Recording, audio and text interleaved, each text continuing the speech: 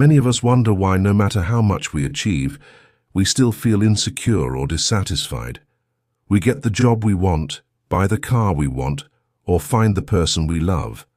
But that feeling of complete and lasting happiness seems to elude us. The Buddha taught that the root of all suffering, this persistent feeling of dissatisfaction, comes from a single source: desire.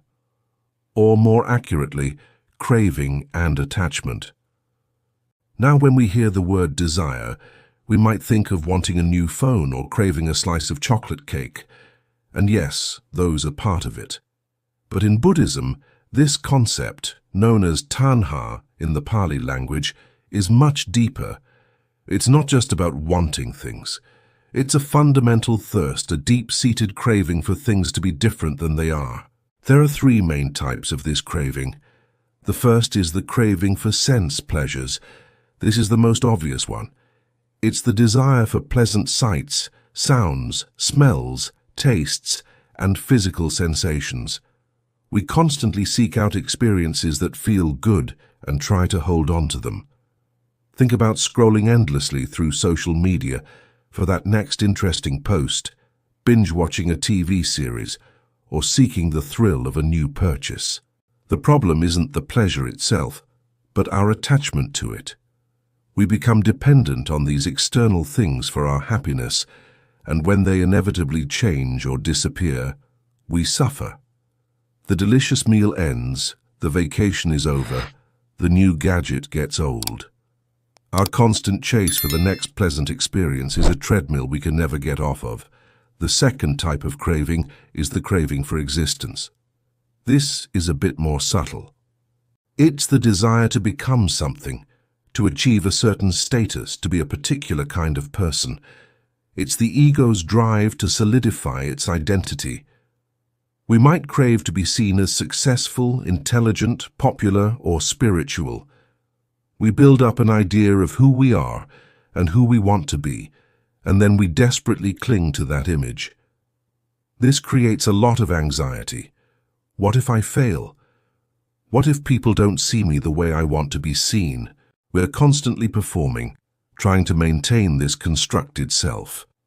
This craving for being, for permanence in an ever-changing world, is a direct setup for disappointment. We are not static beings. Life is a continuous flow. Resisting this flow and clinging to a fixed identity is like trying to hold water in your fist. The third type is the craving for non-existence.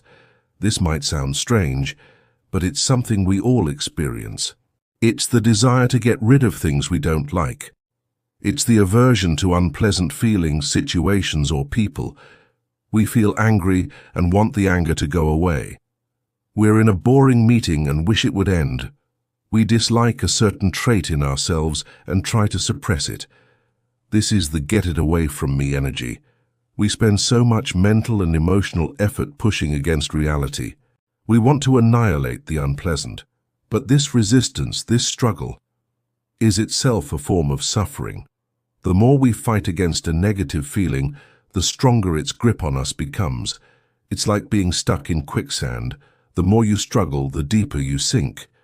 So we have these three powerful forces constantly pulling us in different directions, pulling us toward pleasure, pulling us toward a fixed idea of ourselves, and pushing us away from pain. It's a constant state of tension, a never-ending cycle of wanting and not wanting. The Buddha called this cycle samsara. And the suffering it causes isn't just big, dramatic pain like loss or illness. It's also the subtle background hum of dissatisfaction, anxiety, and stress that so many of us live with every day. It's the feeling that something is always missing, that we're not quite there yet. Think about it. When you feel stressed, isn't it because reality isn't matching up with your desires? You want the traffic to move faster. You want your boss to be more understanding. You want to have more energy. The gap between what you want and what is, that's where suffering lives.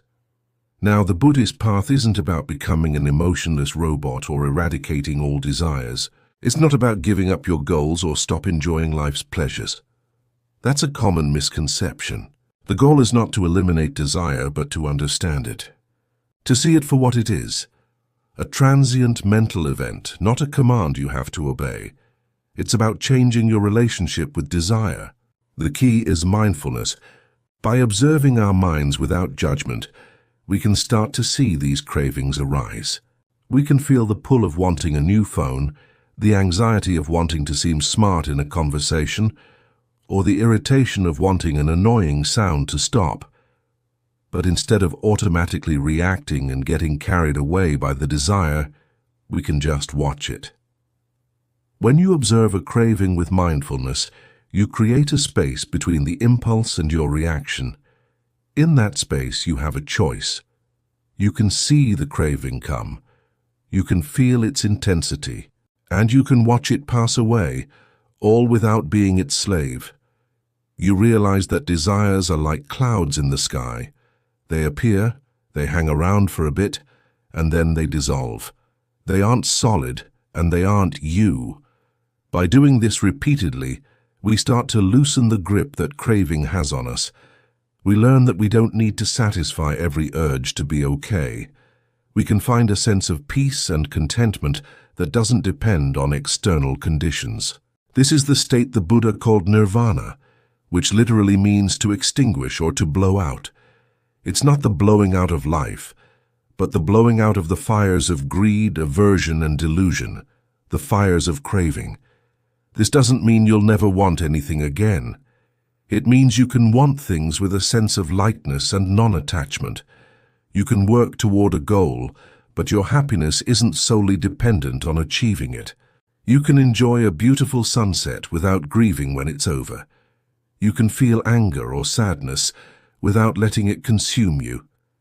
The teaching is simple, but it's not easy. It takes practice. It's a lifelong journey of self-observation and letting go.